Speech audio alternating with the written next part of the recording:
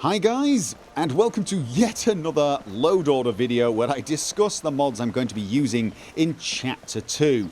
And I do apologise for spamming you with these videos. I don't want to fill your inbox up with lots of little videos like this, but I did want to make an update on yesterday's video based upon some of the feedback that you guys gave me. One of the things people suggested was that I try a mod called Blended Roads. And believe it or not, I'd already decided to do that. In fact, I tested and installed that mod quite a while ago. It was one of the first things I tested, but I'd uninstalled it whilst testing a lot of other texture mods, and had just forgotten to put it back in, really. That's pretty much it. So thank you for reminding me, and yes, I totally agree. It is a great mod. It makes the roads look incredible, and yes, it is definitely going in my load order. Another mod that was suggested was Skyland. Now I did have a very brief look at that quite some time ago, but because of your suggestions I went back and gave it a far better and more detailed look, and I have to say I was very impressed with how it made the game look. I think it's an incredible mod, and yes, that is another one that is going in my load order, he says as he runs from a mud crab. So, my current intention is to be using Noble Skyrim, Blended Roads and Skyland, plus of course the trees and grass mods. However, there was one other texture overhaul mod that people suggested. This is Skyrim Realistic Overhaul, which is a very large texture mod overhaul that really does improve the textures quite a lot whilst keeping the vanilla feel. So the game looks better, but it pretty much looks the same as Skyrim did, just higher quality. And I do like this, although I have to say overall I just did like Noble Skyrim. I liked a lot of the Noble Skyrim textures. Now, I'm not using Skyland or Blended Roads at the moment, so obviously if I was going to use this, I would put Skyland over and Blended Roads. But there are some parts of this mod I prefer over Noble. And an example of that would be wood.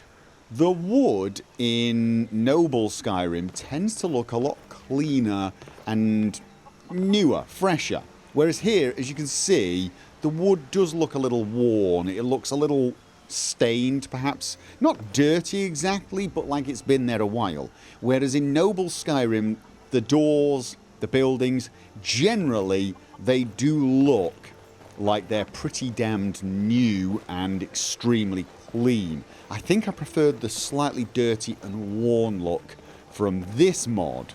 And another area that is noticeably different in Noble Skyrim are the flagstones in places like Whiterun. With this mod, with Skyrim Realistic Overhaul, it's just a slightly higher quality version of the vanilla textures by the looks of things. Whereas with Noble Skyrim, the flagstones in certain places look like perhaps they've been made out of granite or slate, something like that. They've got a slightly smoother, shinier look. They look great, they do look great, but it also looks a little different. So Noble Skyrim changes the vanilla look and feel slightly, whereas Skyrim Realistic Overhaul keeps the vanilla feel whilst just making the textures look a lot nicer. And I'm a little torn on which one would be best. But something else I need to consider is the distant terrain. I'm using a mod called DLOD Objects, I think it's called, and it adds a lot more details to the distant terrain objects. However, it's based upon Noble Skyrim textures, so that will be slightly more consistent with Noble Skyrim. I'm not sure how noticeable it will be, but it could be something occasionally you notice a distant terrain object look slightly different than when we get up close. I'm not totally sure. I've tried looking around and seeing if I notice it, and I generally don't. I'm still just very impressed with how awesome the distant terrain looks anyway. I've not rerun DynDOLOD or the texture generators for this mod yet, so I don't know for sure, but it's one of the things that I have to consider. So at the moment, I think I'm probably going to stick with Noble Skyrim.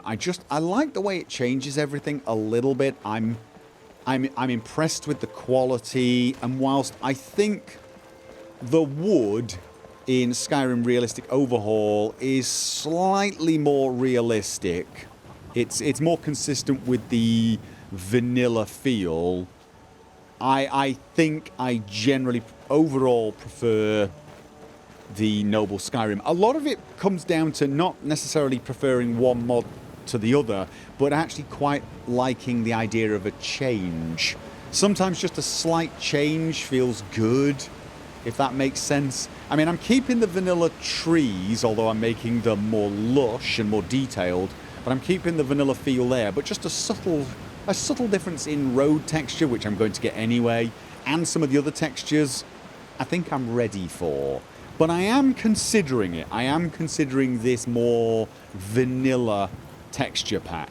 Don't misunderstand me, both mods are superb. It's just a slight difference in style, and I'm tending to favour one more than the other at the moment. That's all. It really comes down to nothing more than that.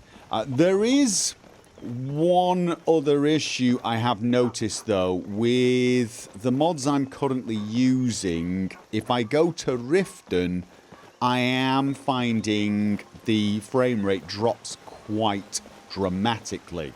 Now, it only seems to happen at certain times of the day. As you can see, it's dropped to sort of 50 frames a second, and I get this horrible stuttery jerkiness when I move, which is disgusting.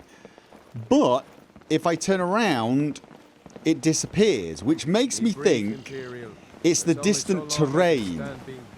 But I can tell you, in a few minutes, the problem will go away. It seems to be at specific moments, usually when all the AI change. So if you get a lot of AI moving around doing things. So I'm not sure why that would be bad in Riften with lots of AI all of a sudden. When I didn't get this before, I did not have this problem before I installed all of these mods, but now at certain points when looking in a certain direction, when there are quite a lot of NPCs walking around, I seem to get fairly bad frame rate. And as you can see, it's already beginning to settle. Now, this could be the distant terrain. It could be. And maybe if I tweak DynDOLOD, I can actually get my frame rate stable in this area, because it is a bit disgusting. See, it's getting better. It's getting better by the second. Now we're back to 60 and all the stutters have gone. But I'm pretty sure I'll get this fixed. I just need to play around a little more.